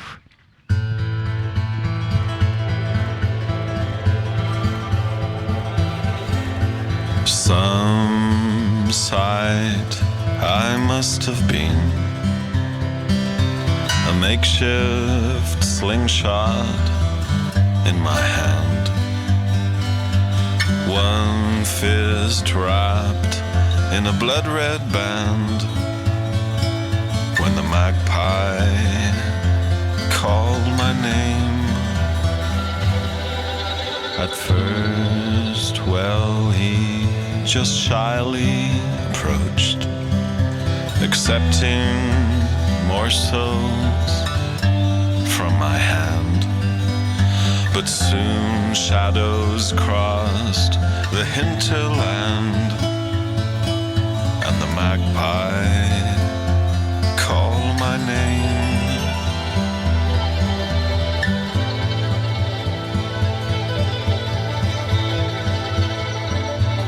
Well, that dreaded bird raised holy hell, dropping bones down the wishing well.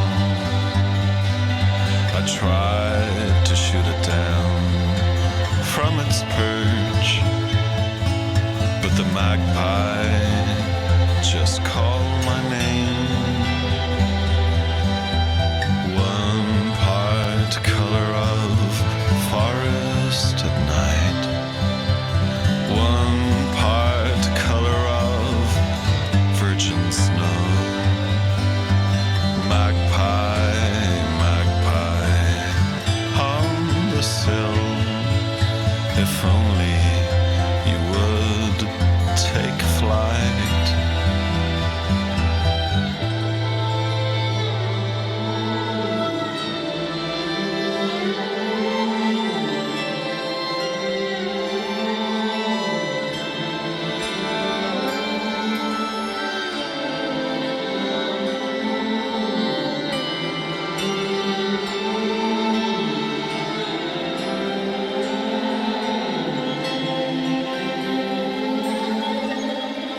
And in the days after the snow, truth be known and truth be told, he dove and he swooped me every time I tried to cross over the threshold. That dreaded bird raised holy hell, dropping bones down the wishing well. I hid behind the churchyard wall, but the magpie just called my name.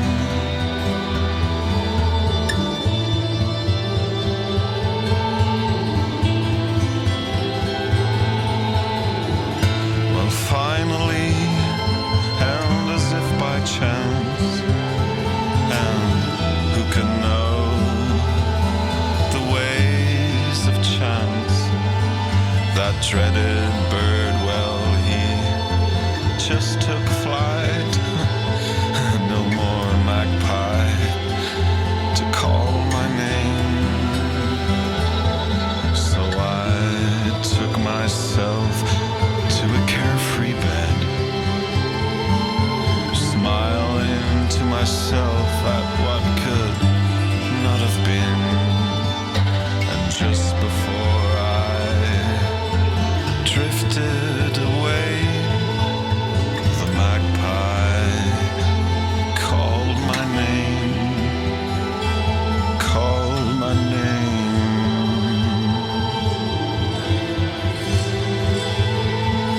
The magpie called my name. Troisième édition du Plein Far Out et ça débute juste à côté de nous au moment de reprendre l'antenne. C'est le Plein Far Out qui est actuellement en cours au jardin fluvial à proximité du Hangar 0. Je suis donc avec l'un des membres du Hangar 0 qui va venir nous parler un petit peu de cette collab entre le phare et le Hangar 0. Bonjour, vous pouvez vous présenter ? Oui, je suis Vincent, l'un des coordinateurs du Hangar 0 depuis 7 ans maintenant. Et donc ravi que Plein Phare se passe aux abords du hangar, sur les quais, jardins fluviaux. Donc effectivement avec cette belle météo en plus. Donc c'est une collaboration, c'est une coopération même, puisqu'on parle de coopération au Hangar 0, société coopérative d'intérêt collectif pour la coopération. C'est donc, je pense, ma collègue Lauriane qui a mis ça en place, puisqu'elle est dédiée aux liens au quartier, dédiée aux liens aux habitants, dédiée aux liens aux animations de quartier. Donc effectivement, cette coopération s'est mise en place depuis maintenant plusieurs mois, avec le déroulé final aujourd'hui, avec la possibilité de se produire ici, sur les jardins fluviaux. Et puis, c'est presque en amont de ce qui va se passer au mois de juin pour le Hangar 0, puisque finalement, c'est l'entrée en matière de la suite, puisque le Hangar 0 va organiser son premier festival, La Bascule, du 19 au 22 juin. On va avoir l'occasion d'en parler. Pour ce jardin qui se trouve à proximité du Hangar 0, alors on est un tout petit peu plus loin. Est-ce que c'est un nouvel espace ? Nous, on est arrivé avec la caravane, on s'est dit tiens, c'est très sympa ici, on connaissait pas. C'est quelque chose qui a été aménagé récemment ou est-ce qu'on a loupé l'info ? Oui, ça fait un petit moment maintenant que c'est déjà aménagé, plusieurs années je dirais, mais c'est vrai que la fréquentation, en tout cas le fait de s'approprier les jardins, c'est quelque chose qui est assez récent, puisque c'était une idée effectivement de la ville de pouvoir dédier ces jardins aux animations, aux habitants, aux activités extérieures pour le quartier, mais de là à ce que, entre l'idée de faire des jardins et puis faire en sorte que ceux-ci vivent directement pour et par les habitants, ça par contre ça prend un peu de temps. Donc effectivement il y a eu besoin de faire créer des animations, créer des événements, créer de la déambulation. Donc il y a déjà eu aussi il y a 2 ans je crois un été au Havre qui a fait son défilé ici sur ces quais. Mais là la particularité et puis ce qui est intéressant c'est que la compagnie Plein Phare et les habitants et les spectateurs sont partis du Hangar 0, donc au quai de la Saône, pour ensuite venir jusqu'au bout du jardin. Donc ça veut dire qu'on part d'un lieu, le lieu citoyen, le lieu de vie, le lieu partagé, le lieu avec sa terrasse et la pergola, pour ensuite aller sur la déambulation et suivre le spectacle comme ça tout au long des jardins. C'est un peu comme le Hangar 0, il faut le temps que ça se construise, que ça se fasse. D'ailleurs, en parlant du hangar, eh bien, les artistes et je crois même les visiteurs ont pu faire une visite tout à l'heure du Hangar 0. Est-ce que certains artistes de Plein Far Out ont pu faire la visite et peut-être découvrir ce lieu ? Eh bien, si ce n'est pas déjà fait pour la visite, parce qu'on imagine bien qu'aujourd'hui, ils étaient déjà, en tout cas, concentrés sur leur prestation de ce soir. Le Hangar 0 les accueille, leur a mis à disposition des loges dans le nid d'oiseaux, qui est habituellement le bureau des équipes du Hangar 0. Donc là, on l'a mis à disposition pour la journée en tant que loge. Donc c'est assez sympa aussi de voir ces espaces, en fait. Nos espaces qui un jour sont un bureau, le lendemain une salle de répétition, le surlendemain un studio, et puis le surlendemain on va dire un espace de tournage, puisque ça a déjà été le cas aussi. En fait, c'est ça le secret du Hangar 0. Quand on est à l'extérieur, on se dit c'est un grand bâtiment brique avec des terrains extérieurs, mais finalement c'est assez mystérieux, on ne sait pas trop ce qui s'y passe, et donc il ne faut pas hésiter à y entrer toute la semaine, à tous horaires confondus, dès le matin. Le Hangar 0 est ouvert tous les jours de 9h à 17h, plus longtemps les jeudis, vendredis, samedis, avec des événements qui peuvent pousser jusqu'à 2h du matin. Et enfin, pour revenir à la question, effectivement, les personnes qui sont venues visiter le lieu ont pu découvrir vraiment l'ensemble des espaces, grâce à Arnaud et mes collègues qui ont fait visiter tout ça à 18h. Et de toute manière, le Hangar 0 est régulièrement en porte ouverte, puisque il est en mouvement permanent. C'est un projet à l'infini. Évidemment, on a envie que certains espaces soient finis pour accueillir le maximum de monde au fur et à mesure, mais on sait que c'est un projet à l'infini, puisque le premier espace qui aura été aménagé, quand on aura terminé le dernier, sera forcément à rénover, à réhabiliter, à renouveler. Et puis en fait, le hangar, de toute manière, c'est un projet qui vit en permanence et au gré des rencontres. Voilà, vraiment, ça c'est au gré des rencontres, au gré des besoins du quartier, au gré des besoins des habitants et au gré des envies surtout de chacun, parce que ce lieu, il appartient effectivement en termes immobiliers à la ville, le bâtiment appartient à la ville, mais en fait ce qu'on en fait, c'est les citoyens qui le décident, et ça, plus nombreux on va être, plus nombreux on sera, et plus grand sera le projet et plus grande sera la vie encore au hangar. Et c'est pour ça aussi que vous avez accueilli une partie de cette édition de Plein Phare Out. Vous êtes dans le même quartier de l'Eure. Ça faisait sens, j'imagine, de travailler ensemble. Ben oui, évidemment, puisque le centre chorégraphique, le Phare, effectivement proche du Hangar 0 dans le quartier. Aujourd'hui, on parle quand même des quartiers de l'Eure, Saint-Nicolas, Brindeau. D'ailleurs, pas plus tard que cette semaine, on réfléchissait à relancer l'association des commerçants. Donc j'en parle ici à Ouestrach puisque c'est important. En fait, le lien des habitants, le lien aux commerçants, le lien en local est très très important, puisque c'est ce qui fait vivre un quartier et c'est ce qui lui permet soit de se développer, soit se réhabiliter, redémarrer, reprendre vie, parce qu'effectivement parfois il y a des quartiers qui sont tombés un peu en désuétude, et donc le Hangar 0 fait partie d'un lieu de vie, fait partie de cette ZAC, cette zone d'activité concertée, pour justement permettre à ses habitants de se réapproprier le quartier, et puis surtout de se l'approprier tout court, parce qu'il y a aussi des nouveaux habitants dans le quartier qui ne connaissent pas du tout le quartier et qui découvrent de A à Z tout ce qu'ils peuvent y faire, et c'est top puisqu'on est en bord des bassins, il fait beau, on a des choses à y faire, c'est paisible en fait. Et puis vous nous en touchiez quelques mots, le Hangar 0 a lui aussi sa programmation à part entière à l'année, notamment autour de l'art vivant. Il y a du théâtre, il y a de la danse, il y a plein de choses. Est-ce qu'on peut en avoir un petit mot, et puis justement notamment sur le festival La Bascule qui arrive prochainement? Oui, évidemment, donc le Hangar 0 c'est un lieu avant tout à réhabiliter au quotidien, donc c'est un lieu dans lequel évidemment des équipes salariées, des équipes bénévoles vivent au quotidien, une 60aine de personnes y vivent au quotidien, se partagent les espaces et réhabilitent ce lieu en réemploi. Donc ça c'est vraiment important d'en parler, c'est relocaliser de l'emploi et relocaliser les matériaux pour réhabiliter ce lieu. Donc ensuite on parlait de programmation. La programmation elle a lieu tous les jours en fonction des demandes, en fonction des besoins, et évidemment c'est régulièrement les vendredis, les samedis qu'il y a des grosses programmations, concerts, jam, slam, poésie, théâtre comme tu en parlais. On a énormément ces derniers temps aussi d'ateliers théâtre, d'ateliers cuisine, avec des associations de quartier, avec des associations du centre-ville, avec des sociétaires qui portent ces activités-là, et donc qui permettent le lien entre les habitants, les associations, des professionnels, et puis des personnes qui sont en tout cas passionnées de culture. Voilà. Et effectivement, du 19 au 22 juin, pour faire suite en fait à 10 ans d'Alternativa, donc au moment où l'idée le Hangar 0 est née, le Hangar 0 a décidé, plutôt que d'organiser des simples cafés des croissants, de se dire en fait le café des croissants c'est bien, mais ça rassemble que quelques personnes. Donc en fait allons plus loin, soyons ambitieux, et donc créons le premier festival de la bascule, puisqu'effectivement le Hangar 0 est à la base le laboratoire de la transition écologique et citoyenne, mais la transition on en parle suffisamment pour se dire qu'en fait il faut aller plus vite, il faut accélérer et il faut passer le pas, et donc pour passer ça il faut basculer les mouvements, il faut basculer toutes les choses. Et donc là, aujourd'hui, est arrivé le moment de basculer les enjeux sociaux, les enjeux sociétaux, puisqu'en fait, la transition, c'est bien, mais c'est pas assez rapide et c'est pas assez, on va dire, direct. Voilà, donc le Festival de la Bascule, ça va être 4 jours de programmation qui vont démarrer du jeudi matin avec des tables rondes sur Grand Chantier, qui est une association qui est née au Hangar Zéro sur les réemplois de matériaux de construction et autres, de Permac, d'Archipel Zéro et d'un certain nombre d'acteurs, y compris le hangar qui est finalement la vitrine du réemploi de matériaux. Et puis ensuite, jusqu'au dimanche soir, différentes tables rondes, différentes conférences, différentes agoras vont se tenir. De grands moments festifs vont se tenir également sur les soirs, puisque c'est la fête de la musique du 19 au 22 juin, donc plein de scènes vont être organisées, des scènes diverses et variées, puisqu'au Hangar Zéro, on peut très bien recevoir du rock, du rap, de l'électro, de la techno.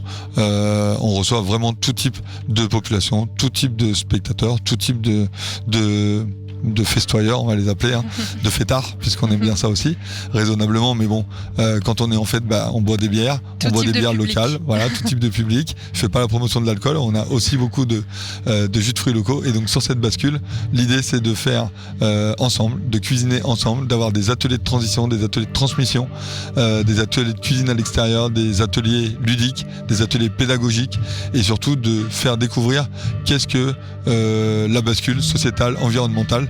C'est pas quelque chose de contraignant, c'est quelque chose d'amusant quand finalement on sait se prendre au jeu. Et rendez-vous sur le site du Hangar Zéro pour avoir toutes les informations, mais aussi sur les réseaux sociaux. Merci beaucoup Vincent d'être venu jusqu'ici. Oui. Petit mot supplémentaire pour la bascule, si vous le souhaitez, il y a un site, effectivement, il y a des pages Insta, Facebook, le site internet, mais également on a un petit QR code, ou en tout cas un lien sur lequel on peut s'inscrire pour devenir bénévole. Et donc si c'est la première fois que vous passez la porte du Hangar Zéro, n'hésitez pas à venir nous voir d'ici le 19 juin, à venir rencontrer les équipes et à entrer comme ça dans la grande musique du Hangar Zéro, et donc participons toutes et tous à la bascule, puisque souvent le Hangar Zéro, nous le mettons à la 3e personne, puisque c'est un projet citoyen qui grandit de jour en jour. Le lieu appartient à toutes celles et ceux qui veulent le voir exister et qui veulent s'en emparer. Merci beaucoup Vincent. J'imagine que le hangar reste ouvert pendant cette soirée. À côté de nous, ça y est, ça commence.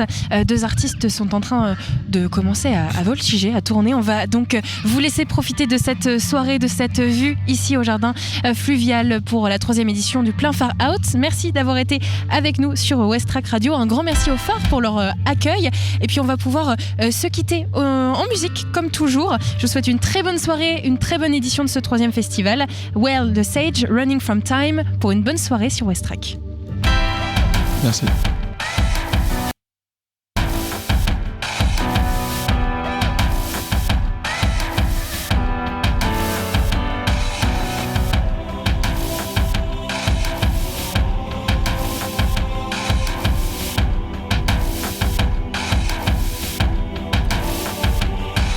All my life been alone, lied to the bone, trying to touch the ceiling when the sky is the goal. Nigga, fuck your feelings, I don't cry anymore. Trying to touch the ceiling when the sky is the goal. Through my eyes, I know I'm high and known from puffing, smoking, sniffing coke. And that's a joke, that's how I deal with trauma on a daily note. Cause I've been beaten, broken from my shells and stripped onto my yoke. My daddy issues, always something different, yeah, my dad said, no, I love you. Swear they have a moon that started shine above you. Know you have my soul, I can't be sold, you know I'll never judge you. At the time I had you, I was broken, that's just why I left you. Know your mama left cause I was broken, life was fucking ugly. Had to pick the pieces, rolling pieces, gave my life to Jesus. Lost a couple business, why I missed you through the time and seasons. Running around the streets, my shoes and creases just to make a living. Yeah, I have a kid, I hope you meet him, you would look like twins. Give me second chances, need an answer, fuck the avalanches. We could fix the patch and mow the grasses, watch some stripper dances. For your time I'm asking, everlasting, sipping wine in glasses. Before time passes, can we catch up, call me back, I'm asking. Die for a living nigga, you don't give a fuck. I would die for a give another chance of getting lost. I would die for a give another chance of getting fucked. What's the price of my feeling, can you tell me what it costs? All my life been alone,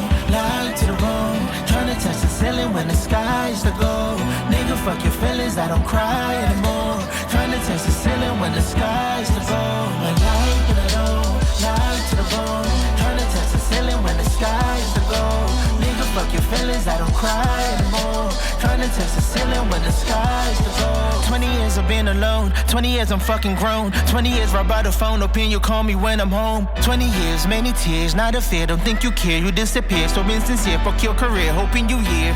Broken home, mama patched the pieces on a broken throne. Taking loans, just so we keep eating on a broken stove. Throwing stones, nigga fuck your feelings, I had broken bones. Heart of stone, please don't rip the stitches off your broken song. Twice the man you are, I fixed the scars and now I've raised the bar. Forgave you from afar and the strings attached just like a broke guitar. Cry the ocean lakes, don't give a damn, just like a reservoir. One day I'll pick the phone, but no, for now I'm out here chasing life for a living nigga, you don't give a fuck. I would die for a give another chance of getting lost. I would die for a give another chance of getting fucked. What's the price of my feeling, can you tell me what it costs?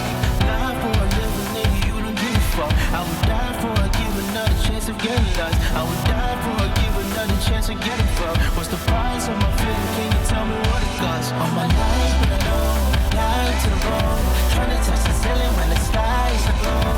Nigga, fuck your feelings, I don't cry anymore. Trying to touch the ceiling when the sky's the goal. My life been alone, lying to the bone. Trying to touch the ceiling when the sky's the goal. Nigga, fuck your feelings, I don't cry anymore. Trying to touch the ceiling when the sky's the goal.